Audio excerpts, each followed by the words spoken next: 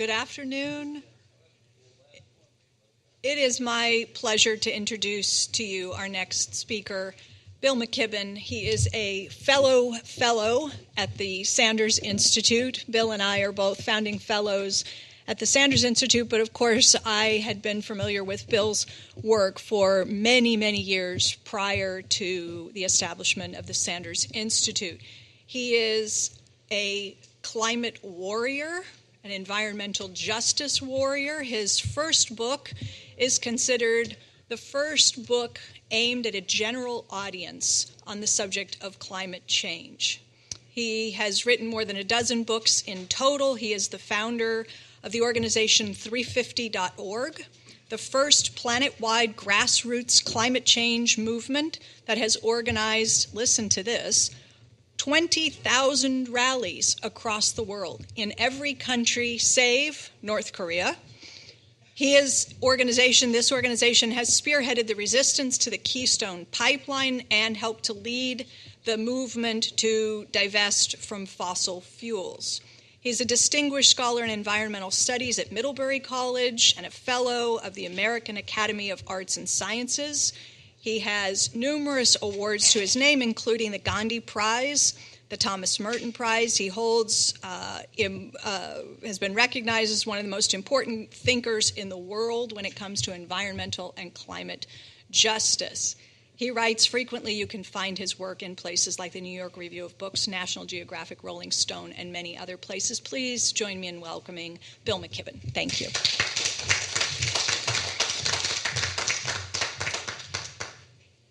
Stephanie, thank you so much. It's a pleasure to be with you all. Probably more of a pleasure for me than for you, because I'm sort of here under false pretenses. I'm not an economist, obviously, and while I'm more or less interested in peace and security both, I don't actually have much good advice for the next Congress for reasons that I'll explain eventually. But first, I thought, just since you're an important group of people, I would take a minute or two just to kind of try and bring you up to speed with precisely where we are on the climate crisis, because it's different from the other sets of problems that we face in the world. It's unique in the sense that it's absolutely moving target, galloping along, the first kind of timed test that we've ever faced. So we're watching in the Trump years. Thank you very much. This is the advance. All right.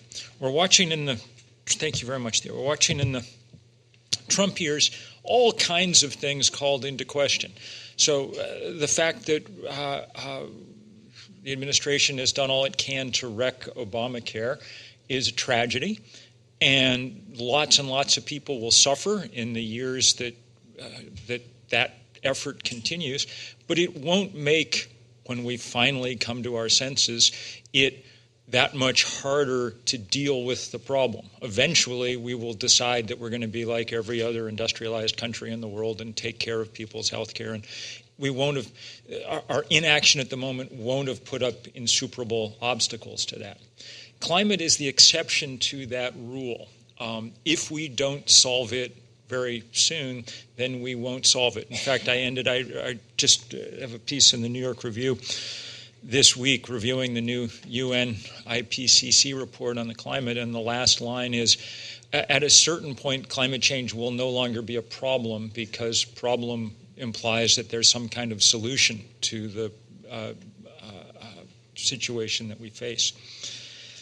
You guys willing to look at a few pictures for a minute? Just pictures. I can't give you any graphs or charts or anything. I'm just going to, if I can make this work, I will. Got it. I'll just show you a few pictures from my summer vacation. I was in Greenland in August, which is awe-inspiring and quite remarkable, but also melting at an incredible pace. This is just a typical glacier leading up onto the enormous ice sheet that contains by far the largest volume of ice in our hemisphere. As I say, it's melting very fast. I don't know whether you can really make that out or not, but this was on a boat going across the fjord on the way to a glacier. If you look out the front window, you can see that there's water. Indeed, water goes for miles. But if you look at the electronic chart above the pilot's wheel there, you'll see that the icon denoting where the boat is half a mile onto dry land. And when I, with mild concern, pointed this out to the captain, he said that not to worry, the chart was 5 years old. 5 years ago, there was ice as far as you could see where there is now water. We were there because this was the opposite of an eco. This was a poetry expedition that we had mounted because I wanted the woman on the left there, Kathy Jetnil Kajiner from the Marshall Islands, who's a wonderful poet. The Marshalls are one of the lowest lying islands in the Pacific chain. They'll probably be obliterated in the course of the century. But I wanted her to be able to do one of her poems standing on the ice that when it melted would drown her home. And the results are the poem is quite amazing. If you Google it, which is easy to do, you'll get some sense of both the rage and the determination of people facing these kind of crises. Here's a little movie I took of my own, and it's going to take a minute or two to get to the punchline of it, so I'll talk while I do. The reason I show you this, which was taken from the front seat of a helicopter as after we'd changed the batteries and some scientific instruments, is just to emphasize this point about how fast and how dramatically things are now moving. 30 years ago, this was still, when I wrote the first book about it all, it was still mostly theoretical and abstract, but now it is the absolute epicenter of everyday action around the world. I spent last night in North Carolina working with people who'd just come through Hurricane Florence, which dropped more rain than any rainstorm in the history of the East Coast of the United States. It dropped the equivalent of all the water in Chesapeake Bay on the Carolinas. Okay? It came a year after Hurricane Harvey had the biggest rainstorm in the history of the United States, dropping 5 feet of water on parts of Houston. The economic challenges that these kind of things present are almost unbelievable. But for the moment, sort of set that aside and just try to get through your mind the speed and power with which this is now happening. Because if you do that, you'll begin to understand why there are some solutions that simply make no sense. This is a 12-story high, 120-foot, just happened to be collapsing as we were going over it. That's obviously something like that happening every minute of every day now in every frozen part of the world. But those 40-foot high waves just, to me, are a good reminder of precisely what we're talking about. But we could be and I will add that there's a paper from the most important Greenland glaciologist that came out this morning about the rapid new data on the rapid rate of melt up there. And she said in her text to accompany the new study, she said, to the extent that Greenland is the canary in the coal mine, the canary is now dead. So we could do this exercise from almost any direction that you wanted. I mean, also today, the wildfire in California, there's one yesterday still spreading through the Sierra foothills that was burning 80 acres a minute. The one that broke out near Los Angeles overnight, they're using the same, the evacuation center from yesterday's mass shooting is now also the evacuation center from the people who've been ordered to leave their homes in Thousand Oaks and Ventura because of this wildfire that's rushing through. California had the biggest wildfire in its history last year, 2017, until that record was broken this June 2018. when an even bigger wildfire swept through. The point of all of this is simply to say that that the scale of this and the urgency of it is now at a point where we require not action around the edges, not slow marginal changes. We require truly dramatic action. The IPCC, the Intergovernmental Panel on Climate Change, in its report last month said if we don't take radical transformative action in the next dozen years, then we have no hope of meeting even the modest targets that we set in Paris.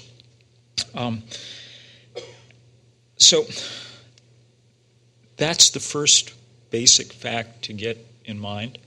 The second one is that this is an odd crisis because the solution to it is fairly apparent and not impossible to get to. I mean, the job is to stop burning coal, gas, and oil and replace it with something else. A decade ago, the something else was not at all clear what it would be. But in that decade, the engineers have done their work with amazing power. The price of a solar panel has fallen 90% over the last decade. You don't often see, it's exciting to see a cost curve in that kind of free fall. It doesn't happen very often, only at the, and it's now fallen to the point where it's the cheapest way to produce power across most of the world. In fact, there's a story today from Lazard, issued a study yesterday saying that now in most of the world, it's cheaper to build new solar and wind installations than it is simply to operate existing coal-fired power stations. Because once, of course, you've got the solar panel up, the power comes for free, thanks to the very large nuclear reactor that hangs in the sky, and does its job. So there's no mystery about where the solution lies. But there's no mystery about that we'll eventually get there. 75 years from now, there's no question that the planet will run on sun and wind because, as you know better than I do, free is a difficult business proposition to beat, okay? The problem is that on current trajectories, the world that we power in 75 years on sun and wind will be a fundamentally broken planet. And if we're of any hope of making that not happen, of keeping the planet from breaking at it's not like we can at this point avoid climate change. We can't. All we can maybe avoid is climate change at a level sufficient to cut the knees out from under civilizations. Okay, that's what we're playing for at the moment, and that's why this next period, next few years, is so critical. It's when we have to do these things. And it requires us to do them faster than economics alone will allow us to do it, because there's enough inertia in the system, enough sunk cost, that we won't make that transition at the speed that we need to without real intervention from governments and others pushing the pace here.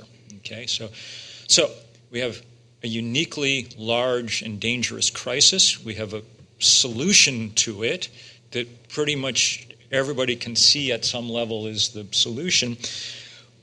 But we also have a huge obstacle in the way.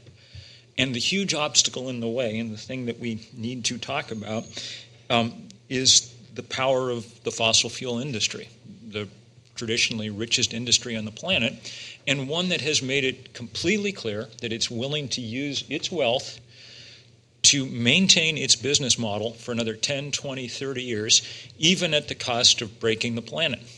The venality of that is in some ways without parallel. we know more about it than we did even a few years ago. Great investigative reporting at places like Inside Climate News and the LA Times and things have dug into the archives of the oil majors and found lots of whistleblowers and things. And they've been able to demonstrate that everybody, Exxon especially, but everybody really, in that world knew everything there was to know about climate change in the 1980s. Exxon, remember, was by far the biggest company in the world. Its product was carbon. They had superb scientists. They made sure they understood what was going on with carbon, and they believed their scientists when they told them. Exxon began building all its drilling rigs to compensate for the sea level rise that they knew was coming, for instance. What they didn't do was tell any of the rest of us. Instead, they invested hundreds of millions, billions of dollars in building this architecture of deceit and denial and disinformation that kept us locked for 25 or 30 years in an utterly sterile debate about whether climate change was real, a debate that both sides knew the answer to at the beginning. It's just that one of them was willing to lie. It's unclear, by the way, whether there'll be any penalty ever paid for that lying. I mean, the First Amendment protects your right to lie, but it doesn't protect your right to lie to investors. And so the New York Attorney General filed suit last week against Exxon on the grounds that it had systematically misled people who had invested money in it. That seems to be the best hope for perhaps even beginning to hold them accountable. That lying, that disinformation and deceit continues through the present. Doesn't take more than a glimpse at our current administration to see its effects. The fact that we pulled out of the Paris Climate Accords is on the long list of shameful things that have happened in this country over the last 2 years. Perhaps the most shameful of all, the country that had put more carbon into the atmosphere than any other, is at the moment the only country on the planet that is not engaged in the international process to do something about it. But even as late as last Tuesday, when there were ballot initiatives across the country that might have begun to do something about some of this, Big Oil was making absolutely sure that nothing would come of it. Perhaps the best example is Washington State, where a very modest carbon tax was proposed, one modest enough that noted radical Bill Gates came out in strong endorsement of it. But the oil industry broke every spending record in the state of Washington for an initiative and managed to narrowly defeat it. In Colorado, where activists had proposed requiring the oil industry merely to move back a couple of thousand feet from people's homes before they put fracking wells in. That's all they asked for, was some setbacks. The oil industry poured in $40 million to make sure that this didn't happen. They outspent the community activists 40-1, and again, that was enough to win a narrow victory. When I said at the beginning that I didn't have a great deal of advice for Congress about how to deal with this, the reason is I'm not convinced at this point that there's political space in our nation for us to deal effectively with this issue at anything like the scale and pace that it demands. I can sit and propose to you a series of ideas that a Democratic House could perhaps pass. Even those would be difficult because the Democratic Party's been better, but not immensely better over the years on these issues, hampered in part by the fact that a very small part of the labor movement, the trades, have made it clear that they won't allow opposition to fossil fuel development. In fact, this summer, after young people had persuaded the DNC to pass a ban on taking money from the fossil fuel industry.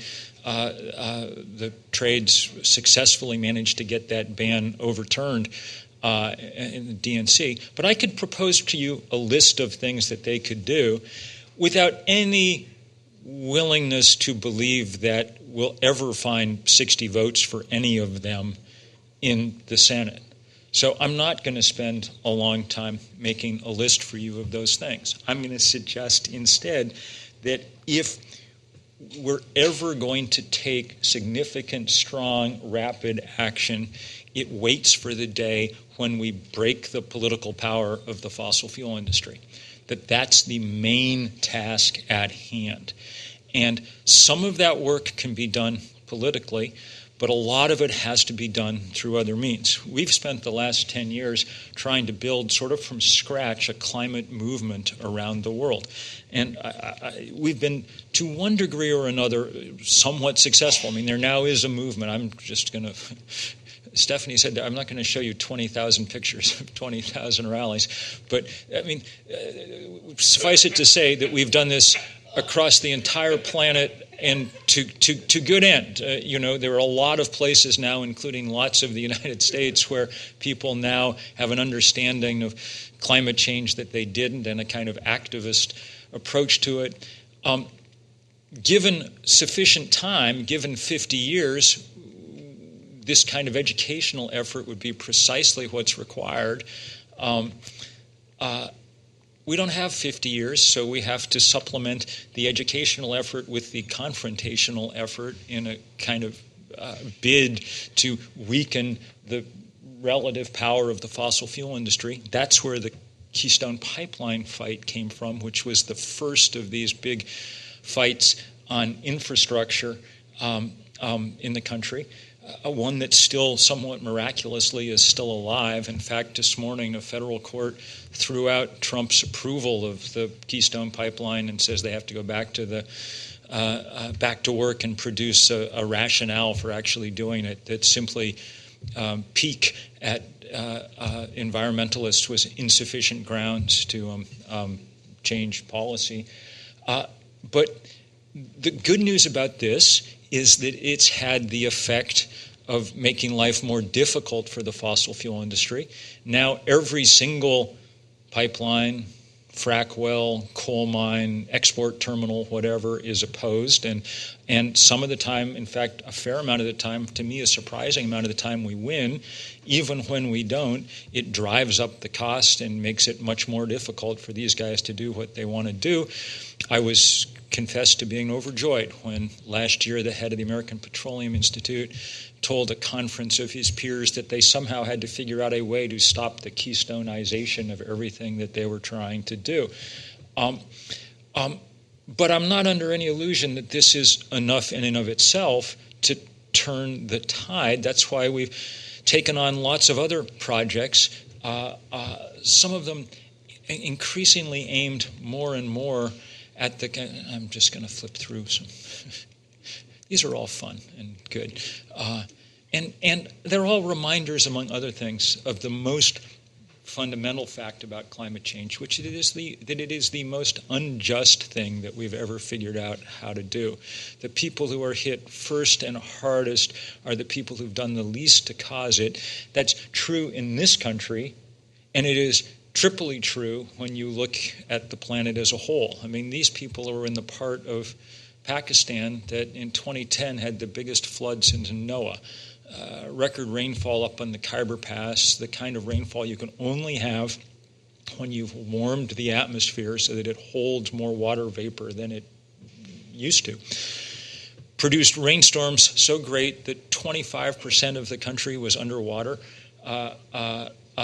20 million people had to be evacuated from their homes. That's sort of everybody from Baltimore to Boston having to be evacuated from their homes. And you can tell just by looking at them that these were not people who had caused the trouble from which they were suffering. Okay? But this resistance now, too, is loud and good. And one of the places where it really, where we've really, I think, done some damage in the last few years is with this enormous divestment campaign. It was modeled on the one against South African apartheid a generation ago that I have no doubt many of you were involved in. And it's become much larger than that. It's become the largest thing of its kind, in certain ways the largest anti-corporate campaign ever. We passed the $7 trillion mark in endowments and portfolios that had divested in part or in whole a few months ago. The momentum keeps building. In January, New York City, Bill de Blasio announced they were divesting their $200 billion in pension funds. By August, the entire nation of Ireland had announced that it was doing the same thing. In August as well, Shell Oil, in its annual report, said that divestment had become a material risk to its business going forward. It was when Peabody Coal went out of business, when it declared bankruptcy, it cited the divestment campaign as one of the reasons it was having trouble raising money. Those are important. Probably more important is the hope that this, as it grows, will continue to cost the oil industry some of the social license that it needs in order to keep its endless campaign of intimidation and denial underway. Eventually, that will happen. Eventually, this sort of epic lie will unravel. The problem is eventually, because as I said at the beginning, we lack the one element that we really need, time. Dr. King would end every speech by saying, the arc of the moral universe is long, but it bends toward justice. This may take a while, but we're going to win, The arc of the physical universe is short, and it bends toward heat. And if we don't win soon, then we don't win at all. And that's why we keep looking for things, approaches, avenues that might allow us to move at the speed with which we need to move.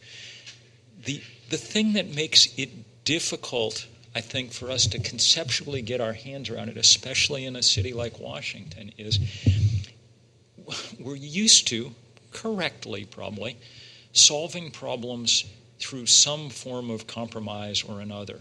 Okay, we have there's some, whatever the question is, you want to pay no taxes. I think you should be taxed at a high rate in order to do a lot of good things. And we meet somewhere in the middle, and 5 years later we come back and argue it out again. And that's how human beings and human institutions have learned to work, and it's sort of how they probably work best, because it allows for change to happen at a pace that which societies and economies and others can adapt, and so on and so forth. It's frustrating often for those of us who want change faster, but there's something to be said for that process. The problem with climate change is the debate's not between, in its final analysis, Democrats and Republicans, industrialists and environmentalists, left and right. The debate at its most basic level is between human beings and physics. And physics is uninterested in any of the stories that we want to tell it. Where we are in the business cycle, what would be politically convenient for the Democratic Party, how, so on and so forth. In the end, none of those things will influence the rate at which it converts carbon dioxide into excess heat. And so our job on this one issue is to figure out how to break some of those habits of mind and political habits. And one doesn't know if it can be done. As I say, I'm not convinced, and Tuesday's elections did nothing to make me any much more sanguine about whether we'll get where we need to go at the speed that we need to go there. In some ways, just the opposite. It's difficult to see that political space opening up. But if it's going to, it'll be because the politics will follow the cultural shift that needs to happen. Activists on questions this large play not for policy change, but for a change in the zeitgeist, in the general understanding of what's obvious and inevitable and must happen. And when zeitgeists shift, then change can come fairly speedily sometimes. That's why, it was only 6 years ago that both Barack Obama and Hillary Clinton were still dead set against gay marriage, and now you can't find even a Republican politician really who wants to talk about that, The culture shifted due to great organizing. This is harder because nobody made trillions of dollars a year being a bigot, but the basic pattern is the same. So all the things that we do, divestment or blocking pipelines or whatever else, are at some level intended as a way to help with that shift in the zeitgeist. And I will finish by saying I think that economists and the financial people trying to figure out how to work through the financial system may have a really important role to play in this going forward. My guess is that pressure on the financial system may prove to be more effective than pressure on the political system. That is to say, given what's happened with the price of renewable energy, given what everybody can see is the eventual outcome of this process, it may be easier to stampede, intimidate, cajole, or willingly work with people in the investment community and elsewhere to cut off the flow of new funds to the fossil fuel industry, because money is the oxygen on which the fires of global warming burn, and divert that money in the direction of the solutions that we need and that we now have but need at scale. So I hope that people will think about this and try to figure out strategies that are about not only our political system, but also about questions like, how do you keep the insurance industry, which has more money than probably any other single industry on the planet, from investing in fossil fuels, despite the fact that they know better than anyone what the cost of this is, and how you even keep them from doing things like providing certificates of insurance for new fossil fuel projects, things like that. I mean, the finances of this industry are not the same that they were 10 years ago. Exxon was an invulnerable giant 10 years ago.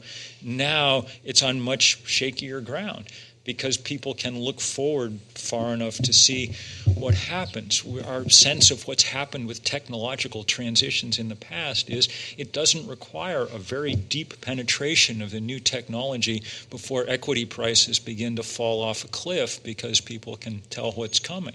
So there are vulnerabilities there that could be exploited. They just need to be exploited really fast. And if we can do that, get that process started, it will be instrumental in opening up political space in order to get something done. We need some power sources capable of matching the fossil fuel industry. We can do some of that with movement building. And some of that movement building may be able to pressure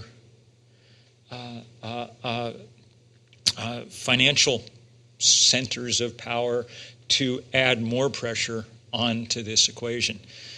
That's as optimistic a scenario as I can game out for you. As I said, I'm completely capable of providing you a long list of things that would be super helpful. going forward, and things that if we could get them through Congress would be a great help, and so on and so forth. But it doesn't seem to me like a useful exercise right at the moment because it's not going to happen until we change this larger kind of zeitgeist problem that we're dealing with. So there I will end and just beg your apology for having been unremittingly depressing for you. Thank you very much. Sure.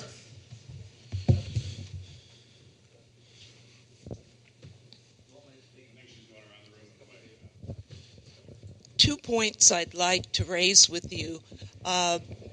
Is California's leadership important? Yes. It's the 5th largest economy in the world, and they've taken the stance on climate change that is leading to zeitgeist changes in that very important economy. So that's one.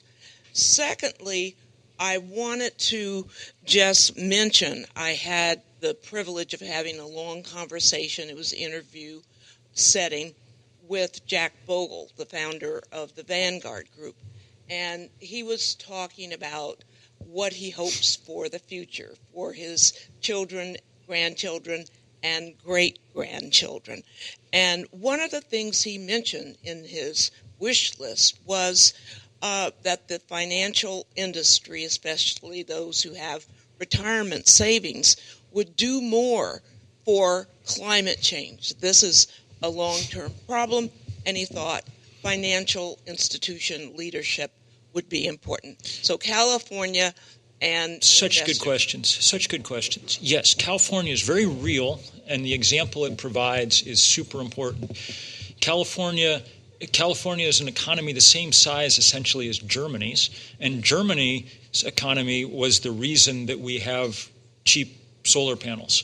Their demand, their willingness to mandate solar energy in the 90s when it was still expensive provided the demand that allowed Chinese manufacturers to learn how to make these things at low cost to the point where they're now a commodity item. And California hopefully will be doing much the same thing with its. I mean, California is obviously much better situated in a sense to do this because Germany lacked the Mojave Desert, to provide constant sunshine. California deserves a lot of credit. It's also a reminder of the desire to have it both ways. California has been great better than anyone in the industrialized world on the demand side of this equation, trying to reduce the use of fossil fuel, committing to renewable energy at a high level by 2040, 2050, so on and so forth. Mandates for electric cars, all good. What California has refused to do, despite a really big campaign from 800 community groups led by communities of color across the state, was put any restrictions at all on the ongoing project of pumping California dry from oil. Jerry Brown just completely stonewalled everybody despite a huge campaign over the last year. They're unwilling to stand up to the oil industry. And I think in a sense that helps. That's the answer to around the big investors. By now, most of them, BlackRock, just down the list, have a policy of some kind about wanting to help the world be more sustainable going forward, and they have, in certain cases, sets of principles of one kind or another. But what they're not willing to do is stop the lucrative business of handing money over to the fossil fuel industry. They want both these things. And as I said, in a certain sense, everybody wants, all our sort of leadership wants both these things. Look, Barack Obama was my favorite president of modern times, but I also organized the biggest demonstrations against Barack Obama at the White House to try and stop the Keystone Pipeline. And that was, it took 1,200 people going to jail and a 4-year nonstop campaign to get him to do the right thing on that. During Obama's period in office, the U.S. became the largest producer of oil and natural gas in the world, surpassing the Saudis and the Russians. So everybody wants to do the fun, easy stuff, which in political terms usually means promising that 30 years from now, something really good is going to happen, making a commitment to some renewable energy target sufficiently far enough away that you won't actually have to deliver it, okay? But no one wants to do the hard work of standing up to the fossil fuel industry and just saying, no, we're not going to do this anymore, okay? The best vehicle for doing that politically would be a ban on new fossil fuel infrastructure. City of Portland, Oregon, was the first big entity to do that 2 years ago, and it's withstood court challenge. And now a few senators, Bernie, Senator Merkley, others have introduced similar kinds of legislation. One of the hopes in this kind of zeitgeist repair project is to try and get as many of the Democratic presidential candidates on board with that as possible, and on board with the commitment to stop drilling for oil and gas on federal lands, on public lands. Those are things that are within the power of a president to actually do, and that would be useful.